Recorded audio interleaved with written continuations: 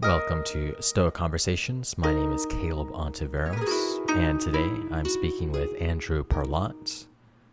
Andrew is a former journalist interested in philosophy and human thriving. I've been following his work for a few years now. He's written a number of excellent pieces on his Substack, Socratic State of Mind, covering topics like Stoicism, cynicism, and is especially interested in how these life philosophies impact day-to-day decisions. In this conversation, we discuss what drew Andrew to Stoicism and how he applies it to two areas of ordinary life, diet and memory. Let's go. Here is Andrew Perlot. Thanks for joining, Andrew. Hey, Caleb, good to be here. Well, let's kick it off with a big question then. How would you describe Stoicism, and why are you drawn to it? I feel like Stoicism is one of those really hard things to define, but I think it's maybe best to just look at it as what is a Stoic trying to do and how are they trying to look at the world. And so I would say something like Stoics think that most of what is happening to us is outside of our control, but what we do always control is how we respond to what's happening to us. And when we respond, we have to do so with wisdom, justice, courage, and moderation, the four Stoic virtues. And kind of all of Stoicism follows from that basic premise. We have that core of virtue is the only good, and from there, everything else follows. And why I find it attractive and useful, I've sometimes heard Stoicism called a psychological technology. And I think that that's a good way to do it. We think of technology as like physical things, but this is techne in the Greek sense. It is a kind of a skill or technology, and the way that it is applied is it is applied to us. And the thing that it does to us or for us is that it allows us to crowbar meaning free from physics, from physical reality, where it has been placed often without our intention in mimetic desire of keeping up with the Joneses, of getting fancy toys, of getting prestige and money.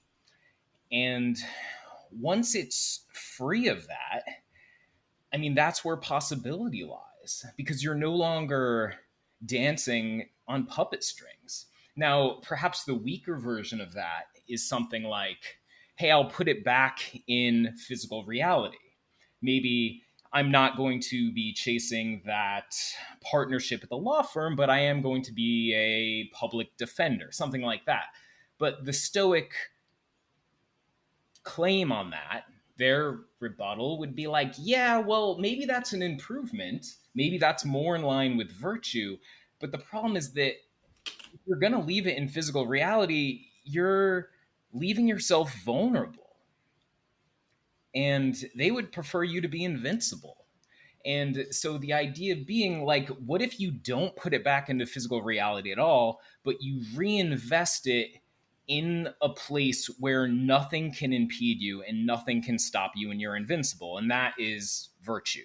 That is something that you can bring to everything. And that is, you can chase the physical reality through virtue. It's just that the end goal isn't the end of the physical reality. It's the way that you pursue the end goal. And so throughout my life, I've just found this to be infinitely useful. I guess I got introduced to the Stoics pretty young in my teen years is when I got introduced to Marcus Aurelius when I was really struggling with things. And at first I hated it. I absolutely hated it because it sounded like such an accusation.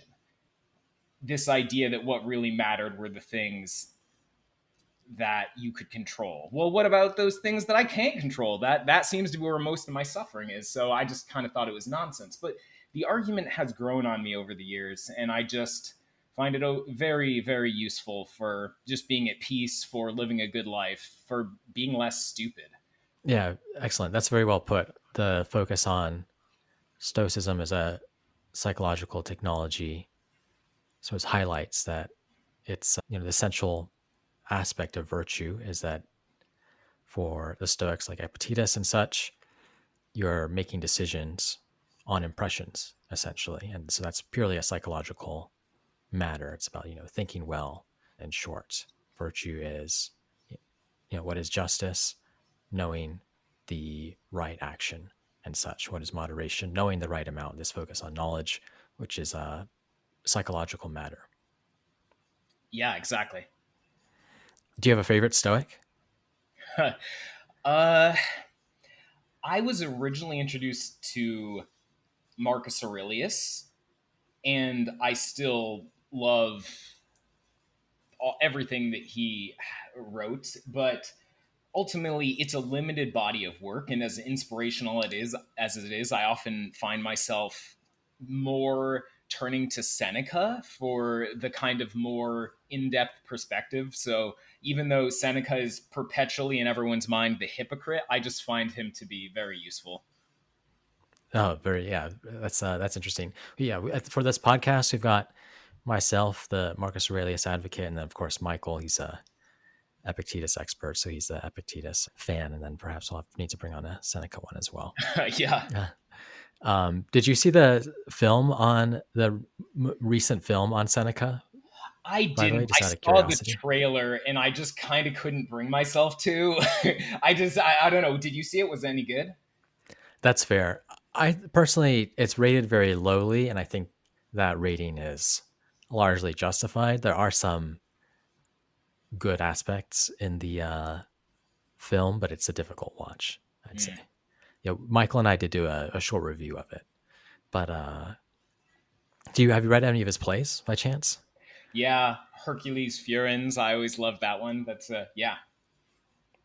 Very good. Yeah, sorry, we're getting a bit afield, but they have a dramatic and challenging, thought provoking set piece on his Thyestes. I think that's probably the best part of the film.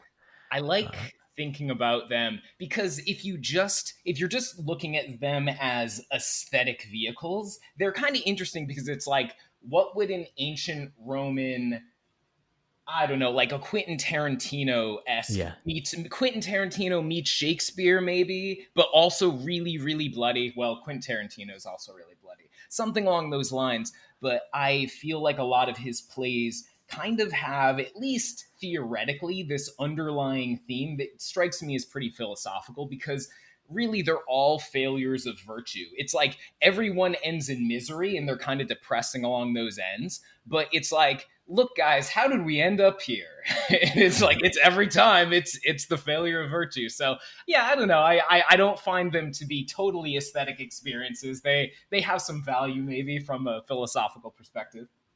hmm yeah. They're really he's pure spectacle, these plays, and perhaps with that underbelly of tragedy, of course, Hmm. and different philosophical themes that might come from that. One of the, or I suppose two of the key things I wanted to talk to you about was things you've written on at the Socratic State of Mind on Substack. The first is food, second is memory. I think both of us are also drawn to Stoicism because it's a practical philosophy and deals with some of these practical questions about how to approach food or how to improve one's mind through memory. So let's touch on that a little bit. You've written a number of pieces on diet. A question that often comes up whenever someone's speaking on these matters is, what's your background? Do you have any professional experience with dietary guidance, guidelines, and such? Yes. So I I have an autoimmune disease called colitis, which, for those who don't know, basically means my immune system attacks my colon, and generally just had poor health. I was also overweight. I guess technically I was on the low end of obese when I was a teenager. So yeah, in that sense, I had experience, and going through the medical system was not a good experience for me. I found them to be weirdly closed-minded, and granted, I'm 40 now, so I was going through this when I was like 18 and 19 when my colitis was at its worst, Mm-hmm. and yeah, it just wasn't a great experience. So I was able to kind of figure out through painful experimentation that I was able to keep colitis in remission just by using fasting and essentially a limited diet. And I started talking about that like old school website in HTML back in like circa 2007 or 8, something like that. And just writing about my experiences, and people would ask me for help, or they'd ask me for my perspective. And it occurred to me at the time, like, I wonder if I could make this a business.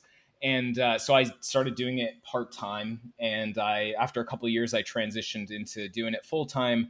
So specifically helping people with autoimmune diseases, but also dealing with things like type 2 diabetes, and dealing with high blood pressure and people with obesity, and just general health problems, and just approaching it through diet and lifestyle type stuff.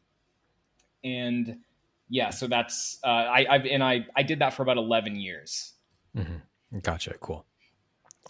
So then, with that in mind, I suppose, what does a Stoic perspective add to these sorts of issues you are addressing, both with yourself and helping others work through as well? So I think that the Stoics are clearly, I don't want to use the word preoccupied, that's probably strong, but they're very interested in food.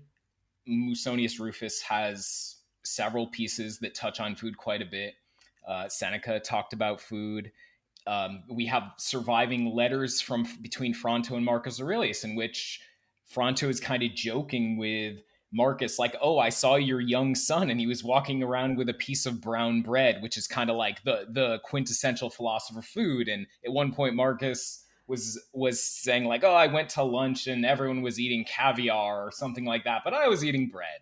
So anyway, we get the sense that food was important for them, yes, for health. That was in almost like it was tied in with that. You couldn't escape it, but at the same sense, it was a philosophical statement of some sort.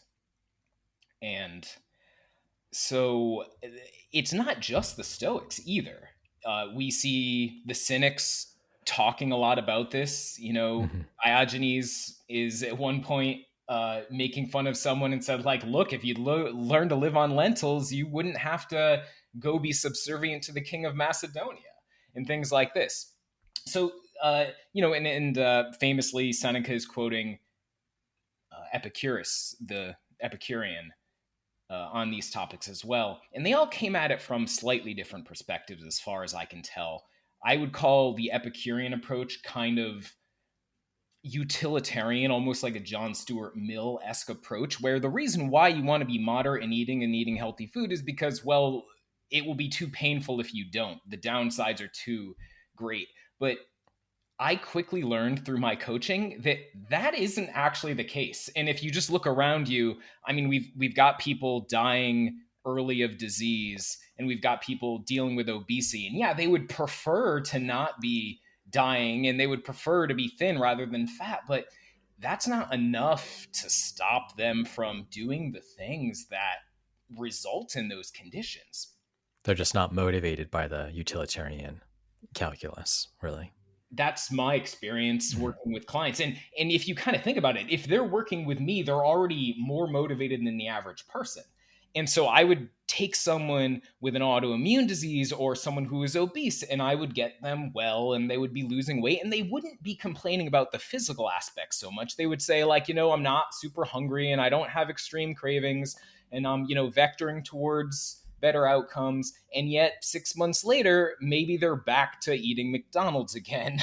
And maybe their autoimmune disease came back, or they're gaining weight again.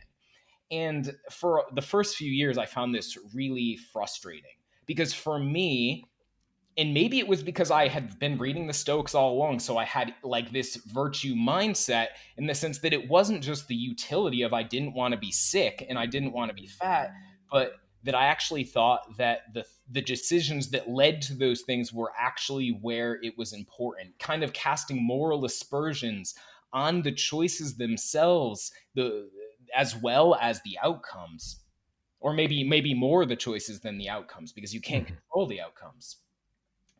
And I think that started to be something where I was like, all right, well, this works for me. Is there any way that I could bring this to a coaching client? And I definitely didn't have a silver bullet. I never found a silver bullet, and I don't think it exists because like I just don't think motivation, people are just, I think a lot of people are kind of food nihilists or health nihilists in the sense that, yeah, they prefer these things, but they just aren't going to think that the things that lead to ill health are bad in and of themselves. But there actually are a lot of people who have what I would call like kind of like virtue adjacent beliefs in the Hmm. sense of patriotism. So actually just I've been writing a series of articles and giving examples from my coaching days on different things that I tried that I found effective. So for instance, like there are definitely people who will rant on the topic of like, oh, people aren't patriotic anymore, or they don't want to serve their country.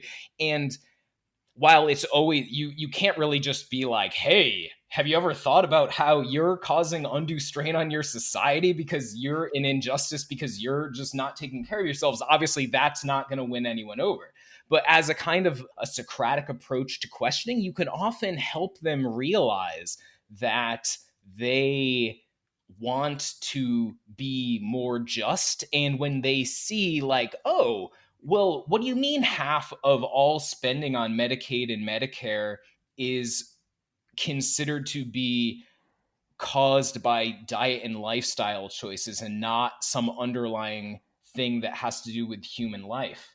And the fact that, well, you're going to be saddling your family and friends and community with caring for you if you don't care for yourself. And this too is an element of justice, the virtue of justice. And so you can kind of talk around these elements, and very often you can actually get people to sign on. And a kind of like another aspect of this, Hmm. I one of the things that I think about a lot when I read Epictetus is like we talk about the dichotomy of control, but there's kind of another theme running through that I call the dichotomy of enslavement, which I wrote a article on, where he seems to be talking a lot about how it's easy to be, we think of literal slavery, like chattel slavery, as the great evil, and certainly it is. But there's also something almost sadder about just choosing to be enslaved to some other force or some other person, and how that basically just like you've put the shackles on yourself. And so I often found that this was really effective when I would have younger coaching clients. They may not have the foresight to look for the utility, like, oh yeah, I'll be happy 10 years from now because I ate healthy and didn't get heart disease. Like that's not going to sell a teenager. But if you can sell them on the idea of eating well is actually rebellion against slavery, of people trying to control you, put the shackles on you, so to speak. I don't know that I totally buy that line. I actually wrote an article saying that I don't think that common line is true. But these virtue adjacent arguments, I find that they often can work if you actually find an element that the person cares about. Yeah, I suppose it's a matter of if you're trying to convince some other person, you need to start with where they're at, what they believe, and if you're taking a approach that's related to their values, one of these virtue adjacent approaches, you need to start with: is it patriotism? Is it they value freedom? Perhaps this freedom argument will speak to them more. I do like that, the dichotomy of enslavement. I think that's a useful concept and a good way to capture that, since that certainly is a central theme running through Epictetus, this focus on freedom and not enslaving oneself to externals. Absolutely. So when you talk about food nihilists, what you mean there is that today a lot of people move the matter of food sort of outside of the domain of values, outside of ethics, outside of morals. It's sort of almost a purely technical matter, if you will. And perhaps a positive upside of that is that there's not sort of useless moralizing over food. You probably think of examples where people make these assumptions about what you're supposed to eat or you're not supposed to be. That are somewhat culturally contingent. But a con of that is that you lose perhaps a motivational force behind wanting to eat a specific way, and also lose some of this sight of how you can exercise virtues with food. Moderation being the obvious one, but also some of these other values here you're pointing at. Yeah, exactly. I would say two things to that. One, I forgot to mention earlier is that I think that food must have had appealed to the ancient philosophers because so many of the tests of virtue that we find ourselves coming up against are only come up erratically, or we can't predict them and they just kind of fall on us and we can't prepare. But food is something like you're going to eat 2 or 3 times a day, and if you snack, maybe you're going to eat 6 times a day. So each one of those is an opportunity to express virtue, not only in the sense of like, can I eat a moderate amount of whatever I'm eating, but also the food choices, and can I bring mindfulness to it? So it's like 1,000 daily, well, not 1,000 daily, like multiple daily tests of virtue that are going to happen every day. And you can literally get another swing at it of doing it well every single day. And it's the never ending test because every day you face new temptations. And, researchers talk a lot about food drive. We're not all the same in that. I certainly find myself tempted to eat more than I really should. But so it's a test for me every single day, and it's really useful in that regard. And kind of going into the other element that you were just saying about food nihilism. I grew up Catholic, and you if you read the Bible, I mean, there's the seven deadly sins. Gluttony is one of them. You can find multiple pieces of the Bible where they basically talk about either health or food or discipline that you bring to the body. And yet, none of this was mentioned when I was growing up. And I was curious at some point when I was looking for like insight into how I could motivate clients, like, oh, well, are religious people more likely to be thin because maybe they're more disciplined or they follow a program of the church? And the answer was no, except for one, and that is the Seventh Day Adventists. They're a sect of Christianity that's spread around the world. There's millions of them. This isn't a small, like, weird, weird cult or anything. Mhm. And they are radically thinner and live radically longer lives than the average American or the average person of whatever country that they are in. Their BMIs are almost universally lower. And the founder of their faith, or one of the co-founders, wrote multiple books that I perused at the time, and they clearly moralize food and health in the sense that I don't know, I've never talked to an Adventist, so maybe I'm wrong about this, but reading the literature, it seems to me that there's a carrot and stick element in the sense that they thought that, I don't know if I'd use the word sinful, but something quasi immoral was happening when you were making poor food choices. And if the other side of it is, if you did make good food choices and you had a clean, healthy vessel for your spirit, you would be elevated closer to God. So there was this whole like wrapping up of morality in it. And obviously, like if you're not a religious person or you're not an Adventist, well, this isn't gonna help you because you're a a food nihilist or whatever. Um, but I like virtue because it can theoretically be a non religious approach to this of casting moral aspersions on our choices and our food choices in a way that can get us to make better ones. And so I kind of see this as like if we can take that Adventist approach and apply it to food choices, often better things result.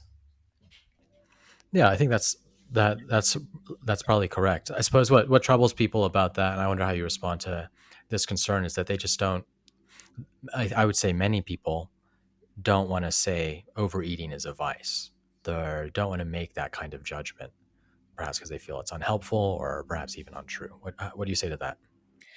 Yeah, I mean, there's always a risk of, I mean, people will say, like, oh, I don't want to be shamed or I don't want to shame others, and all that's fine. But ultimately, virtue is self facing and it's about moderation. So it's like, what is in the circumstances that you are in, what is the moderate thing to do? And that may look very different between people. And it may be incremental in a step based fashion. How do I do better than I did the day before? But ultimately, it's kind of hard to look at what the superior BMI outcomes of those Adventists and not think like, and by the way, like lifespan, it's like 8 or 9 years for a man living in California versus extra if you're an Adventist versus a man living in California that's not an Adventist. It's a lot of lifespan. So it's kind of hard for me to think that like if they're feeling shame about any of it, like is I don't know, is that shame worse than what they're trading? I don't really have a great answer to that, but I just find that if you don't talk about it as like you're a failure, but just it's anything else, just like any attempt at virtue, right? Because you're gonna fall short a lot. I don't know about you, but I fall short of my ideals all the time. And I it's not like I feel shame. I don't beat myself up because that's just not a useful thing. But okay, so Aristotle famously said that nature abhors a vacuum. Well, Hmm. maybe when it comes to human nature, we abhor pleasure vacuums most of all. And so we're going to have these yawning vacuums if we cut out overeating and cut out these heavily processed pleasure foods. And what are we going to fill it with? Well, I think that the argument, uh, it's Seneca's letter 23.3, he says, "Do this above all else, my Lucilius, learn to experience joy." And I always thought that that was such an interesting line because it's not what you expect from a Stoic to be saying to his student. And he's not saying, like, oh, you have to let loose, Lucilius. Although Seneca would probably say, like, in moderation, that's fine. But he's rather saying that the discipline itself, the virtue itself, actually brings joy. And that is my experience. It is if done right, like not beating yourself up, but actually embracing pleasure and enjoying the experience of living up to your own values, that is a positive experience which is joyful and in many ways can fill that empty pleasure vacuum. Right, right. That's certainly, I think, surprising for people who aren't familiar with Stoicism, is this aspect on joy, tranquility, and such as an upshot, of course, to Stoic practice, Stoic discipline. And it goes against the caricatured version of Stoicism that perhaps many have in mind. It can be tricky to deal with these issues of judging others, social norms, and such. But I think bringing it back to that focus on yourself, virtue as a matter of self improvement. And I think that's where the primary focus of this conversation is. Social norms is always a really coarse tool to get things going. And perhaps on the margin, there ought to be more judgments about food. The Stoics certainly push for social norms in some sense, but their ultimate focus was on, what does moderation look like for a given individual? And that's just going to be different depending on who you are, where you're at. Some people are exceptionally lucky in terms of just coming into the world with perhaps little desire for things like food, what have you, and they're going to have to deal with other vices, whereas others might face the vice of gluttony more seriously, and that's just going to be largely a personal matter, and to some extent, one's not able to judge where other people are at because you don't know the internal makeup. That going back to this idea of a psychological technology, Stoicism as a psychological technology, you don't know ultimately where other people are at. Yeah, exactly. Cool. Well, what are some of your practical tips, either from your own personal practice, what you've seen with others, or that you've gleaned from the Stoics that you think might be useful to someone I listening to feel, this? yeah, well, I mean, look, we have lots of data on things like people want to say like, oh, well, it's primarily a problem of heavily processed foods that are addictive. And like, yeah, that I mean, people overeat when they eat processed foods by a dramatic amount. And if you're eating those foods, you're much more likely to be overweight or obese.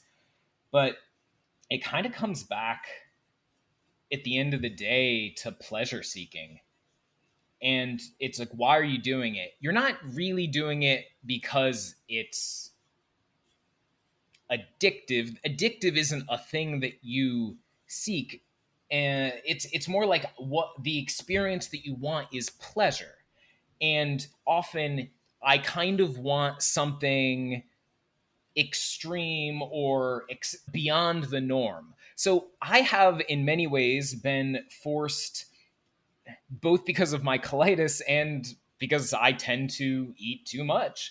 I found it very useful to eat simple foods. And that often looks like, look, don't eat dehydrated stuff because it's much easier to overeat it on it, and it concentrates the calories. Mhm. It just tastes way better when you have that like, how many potato are you going to eat? One potato, two potatoes? But like, you could eat a bag of potato chips, and it's part of it is the salt and the sugar, or excuse me, the salt and the fat. But a lot of it's just like, it's no volume. You can just demolish those things without feeling full. So like, just lean into, if you're having problems with overeating, lean into simple food. I We have good data that people's food cravings go down dramatically during fasting. By the time like a, a few days has passed, their desire for salt, their desire for processed sugar, it's all gone down, and their taste buds have been rewired. Um, and so, I mean, yeah, fasting is great, although there are risks associated with it. But a lot of it just like, you should force yourself to eat really plain food for a while and just notice how your taste buds rewire. And I'm not even saying like you need to just be starving or anything like that, but you eat some plain oatmeal with no flavorings in it, nothing else. It's really boring. Or plain potatoes. Eat an unlimited amount of plain potatoes for a week and see what happens to your desire to eat that other stuff. You may decide that you're bored, but you will probably find something interesting happening. And that is that you don't even really want to eat. You're not hungry. You're not hungry. You're just kind of like, I'm fine. I don't need to eat food. But you just end up, you still want something, and it's in that something that the problem lies. It's that vacuum again. It's calling you to be filled. And so I think that's really interesting to sit with that. And in terms of, like, if someone has a digestive problem, it's an elimination diet basically. I can't eat a lot of foods, but it's a lot better than having my intestines bleeding. So, you make your decisions. Yeah, true. Very true. Let's end this section with some Musonius Rufus. Seems fitting. Hmm? Musonius Rufus said, "To summarize the whole subject of food, I say that the goal of eating is to bring about both health and strength. Consequently, one should eat only inexpensive foods and should be concerned with decency and appropriate moderation, and most of all, with restrained and studious behavior." Hmm. All right. The other topic I wanted to talk to you about was on memory. So, the Stoics and memory. I think this is a very important topic. It's something you've written about. What's the connection between Stoicism and the memory arts? I think that this is one of those topics where, as much as has been written about Stoicism, it's kind of the neglected stepchild, either because they didn't explicitly say what they were doing, the ancient Stoics, or maybe it's just because we have such a degraded sense of memory that we just can't even conceive of what they're saying. But I did a rough count of Epictetus's Enchiridion, his handbook, and I believe there's like 13 calls for us to remember or keep in mind, or some other version of that, what he's talking about. Like, memorize this thing. And through the works of Seneca, I did a rough count, and it's over 50 references in us for to like, remember this. And so, as modern people, I think we often just see that and we say to ourselves, like, yeah, okay, I'll remember that. And like, we don't actually memorize that. But I think they probably meant for us to memorize that. And I'll tell you why. So there's quite a bit of surviving work from antiquity about what today scholars call method of Loci. Loci is the plural of location in Latin, or space. And the idea is to recruit our visual spatial memory to turn abstract ideas into concrete things that were easy to hold on to. It's taking images and putting them in spatial locations, essentially. And all of our books on rhetoric make a mention of memory. So we've got Cicero. He wrote a book on the order. We've got a book from antiquity called Rhetorica ad Herennium, which is originally thought to be by Cicero, but now scholars think it is by someone else. We've got Quintilian.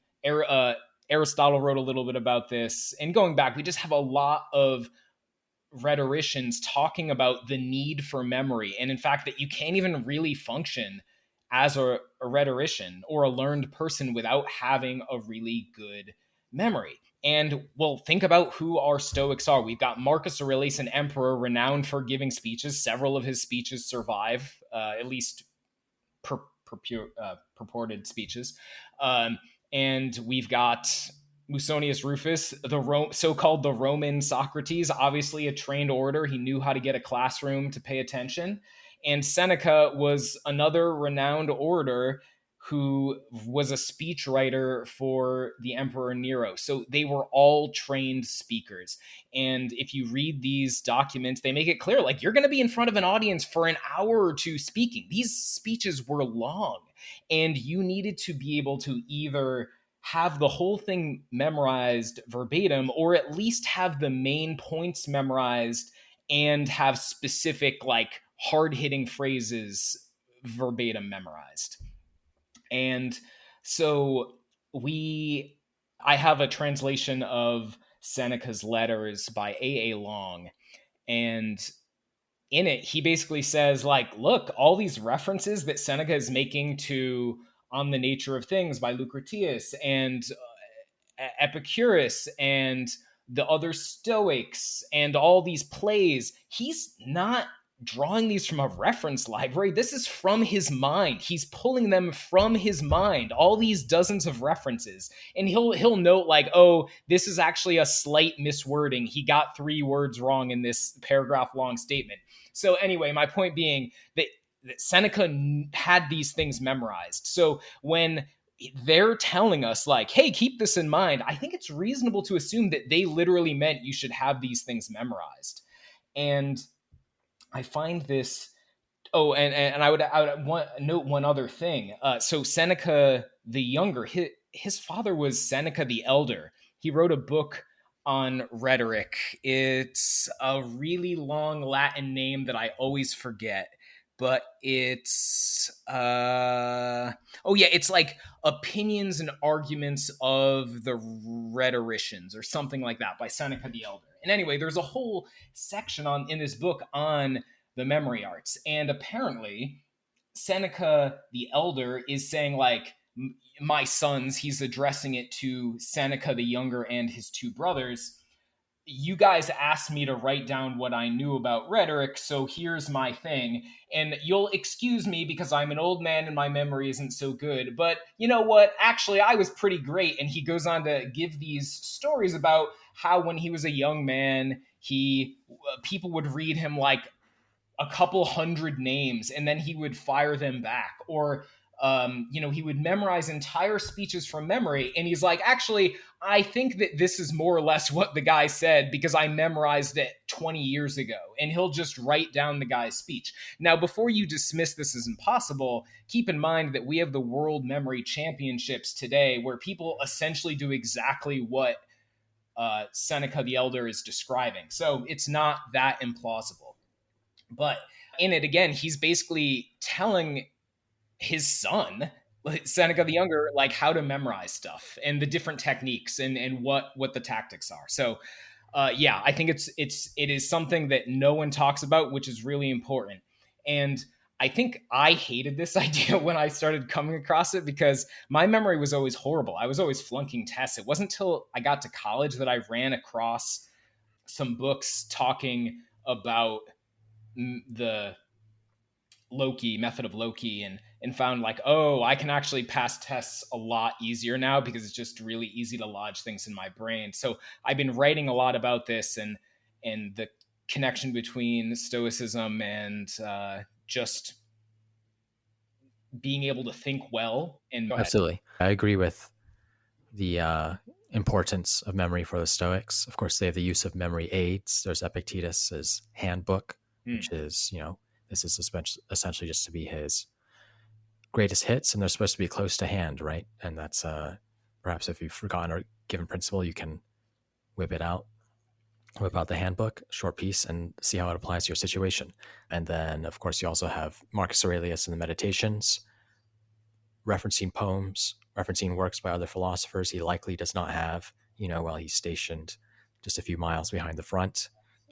So I think that's all.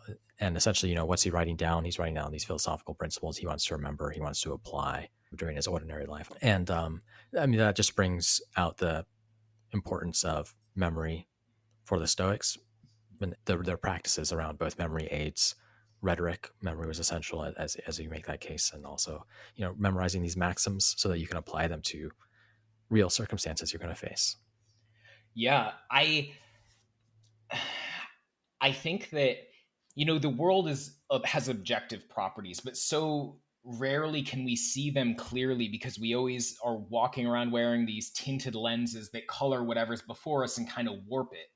And what I like about this idea of having these ideas memorized and easy to draw on, like for instance, I've written about this, but I have the 53 compressed version of Epictetus's handbook memorized. And whenever I feel myself, maybe I'm going through something hard, or I'm just under a lot of stress, or even like I'm just any emotional, positive or negative, where it just seems kind of heightened, I will just go through, and I will go through one after the other, and I have them compressed enough where I can just apply each one of those colored lenses and slot them in front of my eyes one at a time. And it helps so much in being able to just diffuse emotion and help me see the bigger picture that I am likely to forget because of just I'm a human being and I carry biases around me and I walk around with these tinted lenses on that I can't always take off. And so, yeah, just being able to do that is so helpful. So how would you advise someone who they buy this case, they think memory is important? What are some of the next steps you might suggest in terms of actually getting better at memorizing philosophical principles? Well, I mean, like the old school thing that I hated was just like rote repetition, but we know that that is both frustrating and slow to work. And honestly, the ancients already gave us a good technique. It's called method of Loci. And so what we have is essentially elaborative encoding. And that is the idea that you're going to take a idea and you're going to turn it into an image, and you're going to, and maybe like think about it as a short movie, and you're going to place it into a, a location. So earlier on I gave you the quote from Seneca's Letters 23.3, and so I'm teaching myself Latin, so I have a little Latin memory palace. And so I can go to that point and it's like, and so what I've done for that, okay, well, this is in Latin, so it might be a little bit harder to follow, but hawk, I have imagined a hockey stick or a hockey puck. Anti is it's covered with ants. Foc is fact. And so Seneca is saying to Lucilius, as this hockey puck covered with ants who are oming gets knocked into the Loci, he's saying like, this is a fact, Lucilius, my Lucilius.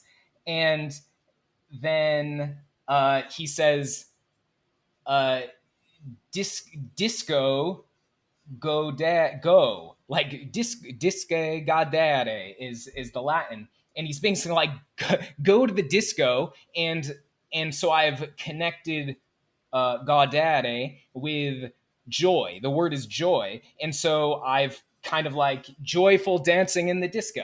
Now that may seem like, oh, well, that seems like a lot of work. But after you've done it a few times, it becomes a very seamless process. You just look at these words. I don't even like, I know what some of them mean because I've studied Latin, but some of them I don't know. And so I have to encode the meaning in the story and I place it in the memory palace. Um, I don't know. Do you feel like I successfully conveyed that, or did I just confuse everyone listening? Well, I think that it went well for me. I can't say if others will find it confusing or not, but I think that's a good way to walk through the technique itself. I mean, the central idea is to think about memorable images and then tie them to words or concepts. It doesn't need to be, especially if you're thinking about this in a practical case, it doesn't need to be verbatim if you're trying to memorize the Stoics. We don't have Stoic recital competitions just yet, so it's a matter of, are you able to remember a given principle when it matters, when you most need it, Yeah, and perhaps. it's entirely about what you're doing it for. So for Mhm. instance, like when I was talking about I have a very compressed version of the handbook memorized because that's all I need. I'm just running through ideas that I already know about and I'm just being reminded of them. So the compression works fine. But in the case of that Latin, I actually am trying to remind myself specifically about those words. So it's a dual purpose. Right. I've got the phrase which I'm happy to know. It's kind of cool, but I also want to know the individual words, and so I'm remembering that. But it's really just what you're trying to get out of it. You don't need to have word for word recall on most things unless you have a specific reason to do it. Absolutely. I would say maybe one other sort of note or thought on this is that with so much Stoic material out there, it can be overwhelming or perhaps distracting. You go from one Stoic quote to another, one Stoic work to another. And in order to memorize, it's a forcing function for slowing down in a way and Mhm. sitting with uh, some of these ideas to the exclusion of others, whether that's other Stoic works or the self improvement material or really other ways to spend your time. And I think that's another, in addition to being able to use these philosophical principles in your daily life, memory is a way to direct your attention, right? I think it forces you to spend more time with these ideas, and that can certainly be a good thing. And but we should. It can also be a difficult thing as well. Yeah, no, I couldn't agree more. Modern life is very fast moving, especially with the internet. It's very easy to just blitz past everything. And really, it is with sitting with things that really the value comes about. So, yes, both the act of memorizing it makes you concentrate on it, and then pulling it from memory and applying it, there's another opportunity for focus. So, yes. I think so, and being able to, I think there's this thought that, oh, if I don't need to memorize something because I can just look it up on my phone quickly, but really you don't always have your phone, and there's always that gap between that action of maybe thinking this whatever would be worthwhile, or then looking into your phone, and it's just a whole process. I think just cutting out the intermediary can be very useful. Not putting this exactly the way I want to, but if I think about even memorizing poetry or something of this sort, you can run a poem through your mind throughout your life.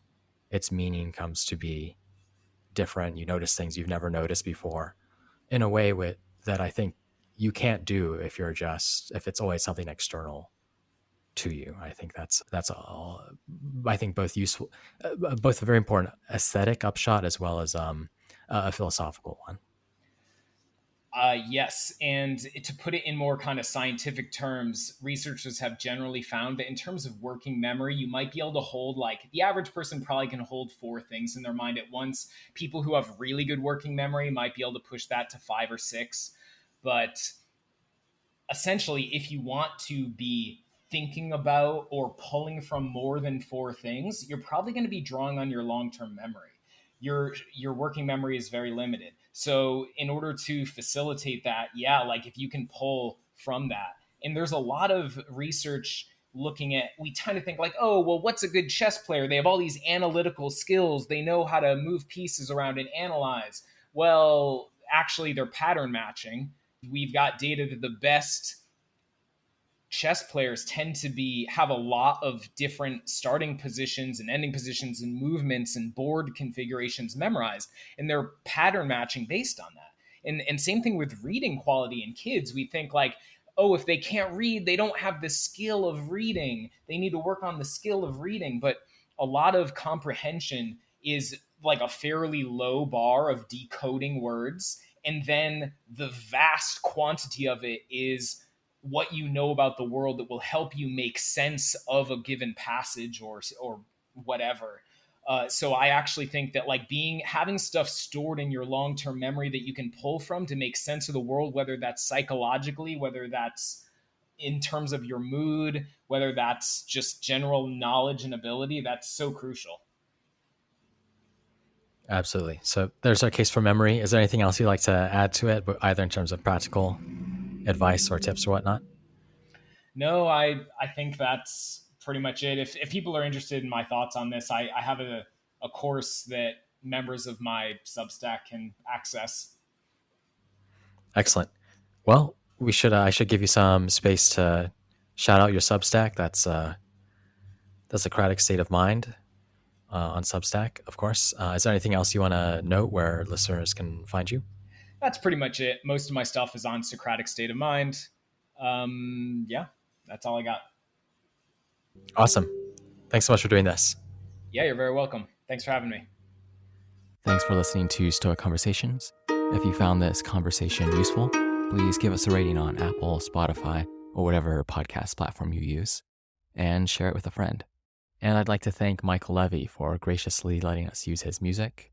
Do check out his work at ancientlyre.com, and please get in touch with us at stoameditation.com if you ever have any feedback or questions. Until next time.